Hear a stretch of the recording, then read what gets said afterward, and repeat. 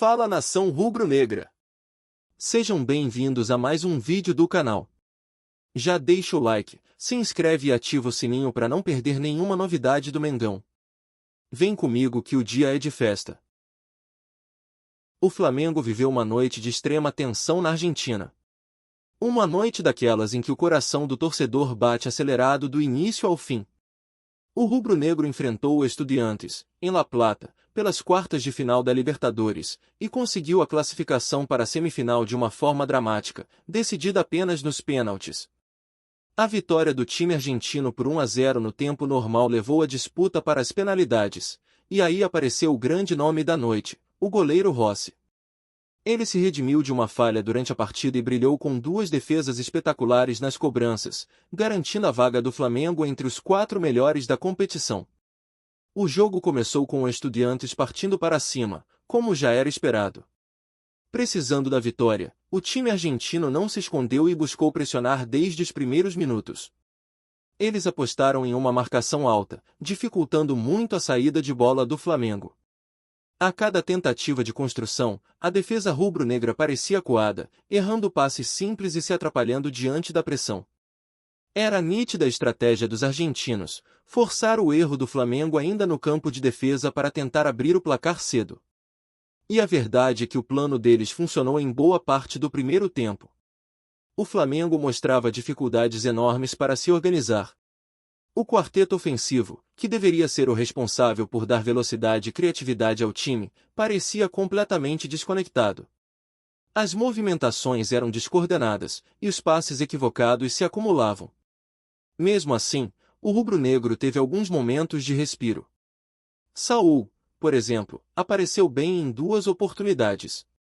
Primeiro, acertou um chute lindo colocado, que explodiu na trave, assustando a torcida local. Pouco depois, arriscou novamente de fora da área, mas a bola saiu raspando. Pedro também teve sua chance, quando recebeu dentro da área, mas finalizou em cima do goleiro Rodrigues. Só que quando parecia que o Flamengo iria para o intervalo com um empate, veio o golpe duro. No último lance da primeira etapa, Benedetti recebeu um lançamento dentro da área e, sem marcação, bateu de primeira. O chute foi forte, mas era defensável. Rossi, que até então fazia um jogo seguro, acabou não conseguindo reagir a tempo. A bola morreu no fundo da rede e colocou o Estudiantes em vantagem. Um gol que deixou a torcida argentina em êxtase e aumentou ainda mais a pressão sobre o time brasileiro. No vestiário, era evidente que algo precisava mudar. O Flamengo voltou para o segundo tempo com mais posse de bola e tentando ditar o ritmo da partida. O problema é que a equipe não conseguia transformar esse domínio em chances claras. O Estudiantes, consciente da vantagem, recuou suas linhas, passou a se defender mais compactado e apostou nos contra-ataques e nas bolas longas. O rubro-negro até ficava mais tempo no campo ofensivo, mas insistia demais em jogadas pelas laterais, quase sempre previsíveis e improdutivas. Houve até um lance curioso, que acabou simbolizando o nervosismo da equipe. Saúl recebeu em ótima condição para finalizar na entrada da área, mas foi atrapalhado por Luiz Araújo, que corria de costas e acabou travando, sem querer, o companheiro. Uma cena que deixou claro como o time estava desorganizado e ansioso. Enquanto isso, o Estudiantes continuava levando perigo em algumas escapadas rápidas. Benedetti chegou a marcar novamente, mas o gol foi anulado pelo VAR por impedimento. Ainda assim, o atacante argentino seguia como a principal ameaça, aproveitando os espaços deixados pela defesa flamenguista. Cetré também tentou alguns lances pela esquerda, levando certo perigo, mas sem conseguir concluir com qualidade. Com o passar dos minutos, o jogo foi perdendo intensidade. O desgaste físico ficou evidente nos dois lados, e as oportunidades rarearam. O placar de 1-0 se consolidou como reflexo de um duelo em que o Estudiantes foi mais eficiente no primeiro tempo, enquanto o Flamengo, mesmo com maior posse na etapa final, não conseguiu traduzir essa superioridade em gols. A vaga, então, seria decidida nos pênaltis. E foi nesse momento que o Flamengo encontrou seu herói. Rossi, que havia sido criticado pelo gol sofrido no primeiro tempo, mostrou toda a sua especialidade como pegador de pênaltis. As cobranças começaram com Jorginho, que bateu com firmeza e deslocou Muslera. Na sequência, Luiz Araújo também foi preciso, chutando forte no canto. Carrascal veio depois, demonstrando tranquilidade, e Léo Pereira fechou a série rubro-negra com uma cobrança impecável. Do lado argentino, a tensão era ainda maior. Cetré e Sosa bateram muito bem, acertando no ângulo. Mas Benedetti, que havia sido o herói do tempo normal, acabou se tornando vilão. Na sua cobrança, Rossi se esticou e espalmou com firmeza, evitando o gol. Mais tarde, na última cobrança da série, foi a vez do capitão Ascacibar tentar. Ele precisava marcar para manter o Estudiantes vivo, mas Rossi estava inspirado. O goleiro rubro-negro pulou no canto certo e defendeu novamente, decretando a classificação do Flamengo sem que fosse necessário bater a quinta penalidade. A cena final foi de explosão de alegria dos jogadores do Flamengo, que correram para abraçar Rossi, o grande nome da noite. Ele, que havia falhado no gol argentino, conseguiu se redimir da melhor maneira possível, sendo decisivo na hora em que mais importava. Com a classificação garantida, o Flamengo agora foca no próximo adversário da Libertadores, o Racing, outro gigante argentino, atual campeão da Sul-Americana. Serão 2 confrontos pesados, previstos para os dias 22 e 29 de outubro. Uma semifinal que promete muita emoção e que pode colocar o rubro-negro novamente na decisão do torneio continental. Mas antes disso, o calendário não dá trégua. O time já viaja direto da Argentina para São Paulo, onde encara o Corinthians no domingo, na Neoquímica Arena, em duelo importante pelo Campeonato Brasileiro. O Flamengo tenta manter a liderança da competição nacional enquanto sonha alto na Libertadores. Foi uma classificação suada, sofrida, mas que mostrou novamente a força da camisa rubro-negra em noites de Libertadores. Rossi foi de vilão a herói em poucas horas, e o torcedor, mesmo com o coração apertado, pode comemorar mais uma vez, o Mengão está na semifinal. Antes de continuarmos, não deixe de curtir, comentar e se inscrever no nosso canal. Isso é muito importante, pois fortalece a corrente rubro-negra, fazendo nosso Mengão cada vez maior e mais forte. E quando a gente fala de grandes noites, não tem como esquecer o que aconteceu no Mundial de Clubes contra o Chelsea. Aquela vitória por 3-1 não foi apenas um resultado, foi uma declaração para o mundo. O Chelsea abriu o placar com Pedro Neto, e muita gente pensou que a história seria a mesma de sempre, europeu na frente, Flamengo correndo atrás. Só que não. O Mengão reagiu como gigante. Bruno Henrique empatou, Danilo virou pouco depois e o Wallace Ian fechou a conta com o terceiro gol.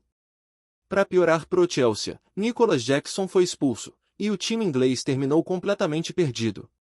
Aquela virada foi daquelas que ficam marcadas, que o torcedor conta pros filhos e pros netos. Mostrou que o Flamengo pode sim competir com clubes europeus e que não se intimida com nome ou grife. Ali, o mundo parou para olhar para o Flamengo e viu que o futebol sul-americano ainda pode surpreender. Foi uma afirmação de identidade, de força e de alma rubro-negra. No meio de toda aquela repercussão, teve um jogador do Chelsea que chamou a atenção, Marc Cucurella. Depois da partida, ele deu declarações que repercutiram bastante. O espanhol reconheceu que o Flamengo foi melhor, disse que o time tem muito talento, mas também soltou aquela fala que soou como justificativa. Segundo ele, se o jogo fosse em outro momento da temporada, o Chelsea poderia ter vencido. Argumentou que o Flamengo estava no auge físico, em plena temporada, enquanto eles vinham de um calendário desgastante, chegando ao fim da jornada europeia. Falou que não era desculpa, mas sim realidade. Admitiu que o Chelsea não teve paciência com a bola, não conseguiu controlar o jogo, e que o Flamengo soube aproveitar. Para a torcida rubro-negra, claro, pegou como uma mistura de respeito e dor de cotovelo.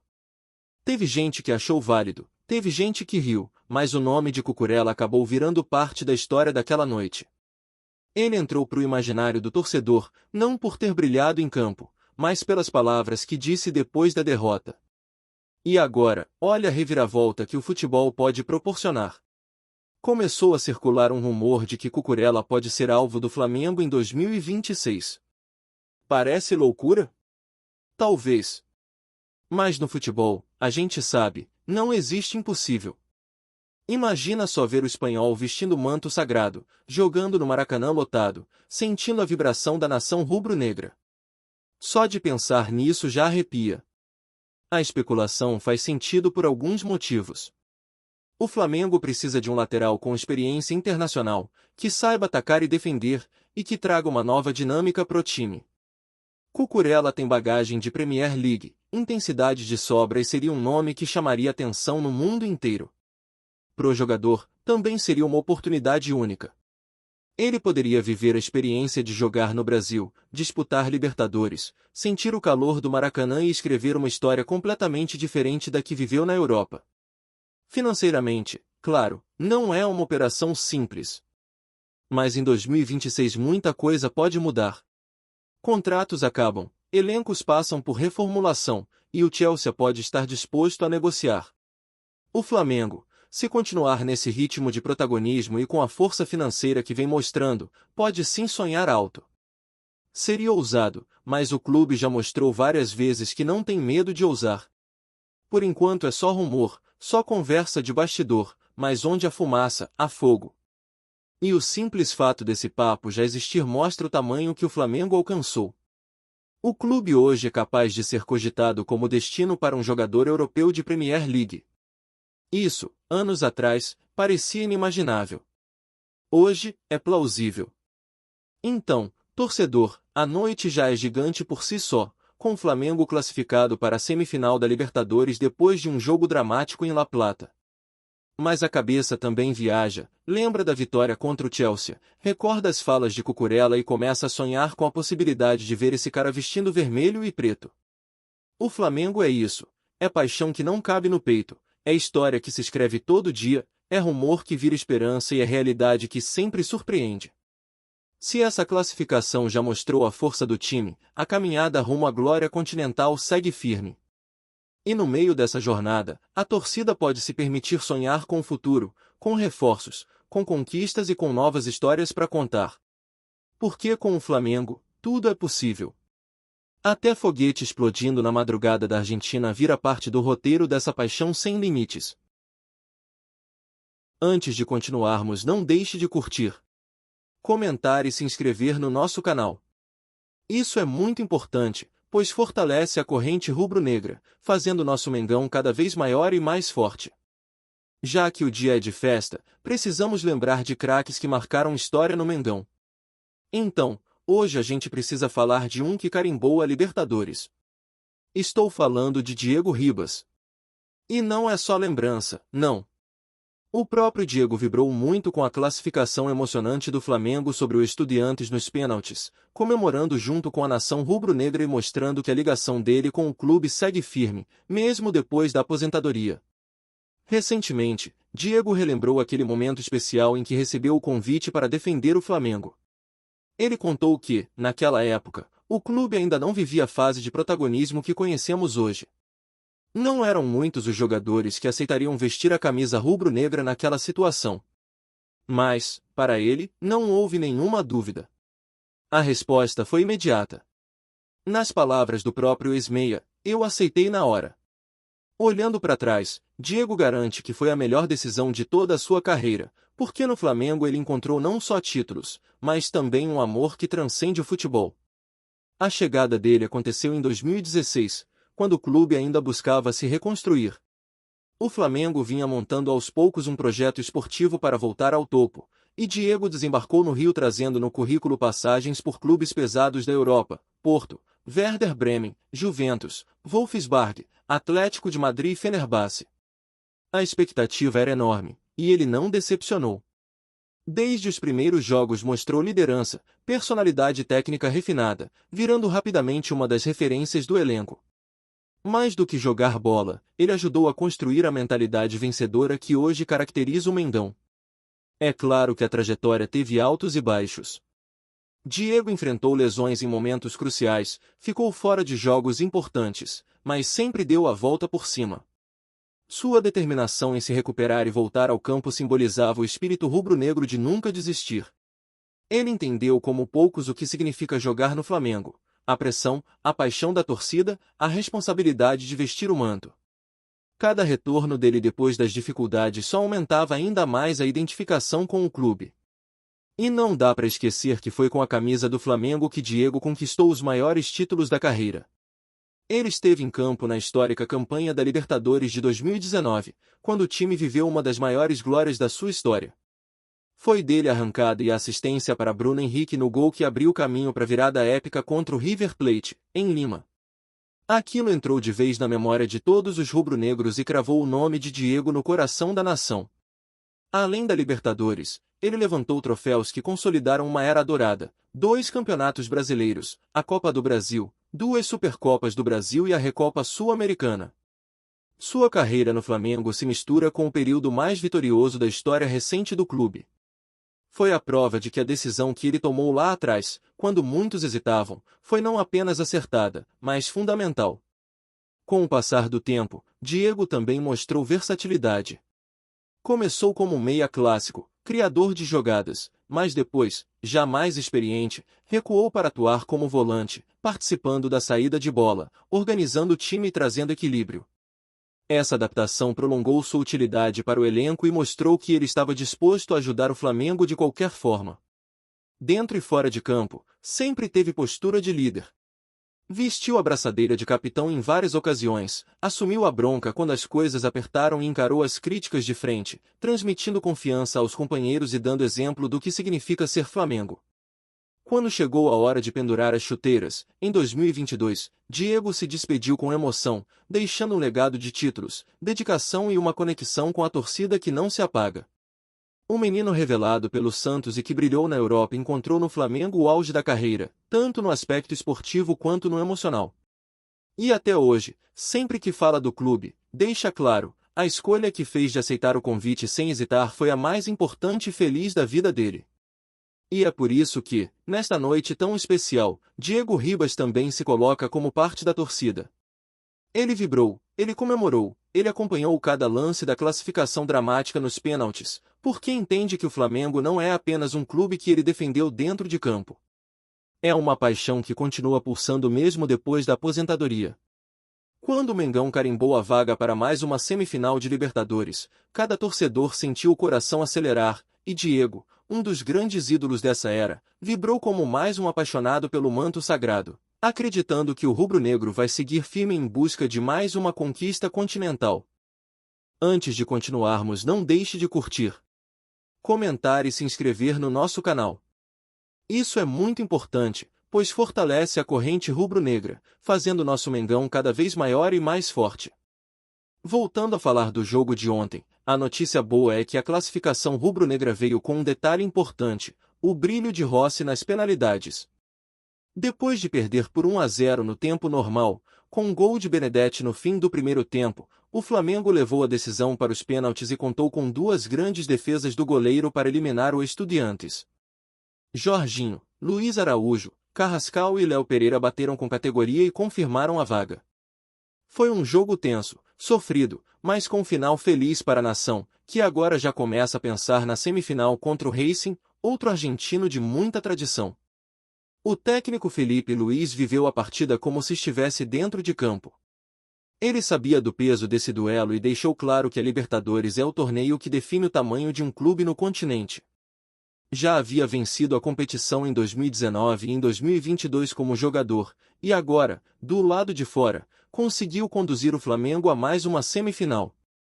A comemoração dele após a defesa decisiva de Rossi mostrou bem o quanto esse momento foi especial. Durante a semana, a preocupação com a arbitragem foi um dos principais assuntos. No primeiro jogo, o Flamengo reclamou muito dos erros e temia que algo parecido acontecesse na volta. A Conmebol escalou um trio chileno, comandado por Piero Mazza, e a expectativa era de que o apito não interferisse no resultado. No fim, apesar da pressão e dos cartões, o que decidiu foi mesmo a bola parada da marca da Cal, e, claro, a estrela de Rossi. Essa desconfiança com os juízes já vinha desde a partida entre Palmeiras e River Plate, que teve decisões contestadas e gerou temor entre os rubro-negros. Muitos torcedores foram às redes sociais para dizer que estavam mais nervosos com a arbitragem do que com o jogo em si. Mas, felizmente, a história acabou escrita de outra forma. O Flamengo se classificou com justiça, decidindo dentro de campo e com méritos. Mais uma vez, a torcida teve papel fundamental. Mesmo em La Plata, havia rubro-negros nas arquibancadas empurrando o time, e no Brasil milhões acompanharam cada lance como se estivessem no estádio. Essa conexão entre arquibancada e campo é um diferencial que o Flamengo carrega em qualquer competição e que faz a diferença nos momentos decisivos. O Estudiantes, por sua vez, apostou na pressão do seu estádio e conseguiu levar a decisão até o limite. Mas, quando o jogo foi para os pênaltis, o peso da camisa rubro-negra falou mais alto. A imagem de Rossi defendendo a cobrança de Ascacíbari sendo abraçado pelos companheiros já entra para a galeria de cenas inesquecíveis do clube na Libertadores. No fim das contas, foi mais uma noite épica daquelas que só a Libertadores proporciona. O Flamengo mostrou que, mesmo com dificuldades, é capaz de competir, superar adversidades e se impor. Com um elenco forte, técnico focado, torcida apaixonada e uma história recente repleta de conquistas, o rubro-negro segue firme no torneio continental. A classificação foi sofrida, mas confirmou mais uma vez o protagonismo do Mengão no futebol sul-americano. Então é isso. Ficamos por aqui. Um forte abraço e saudações rubro-negras.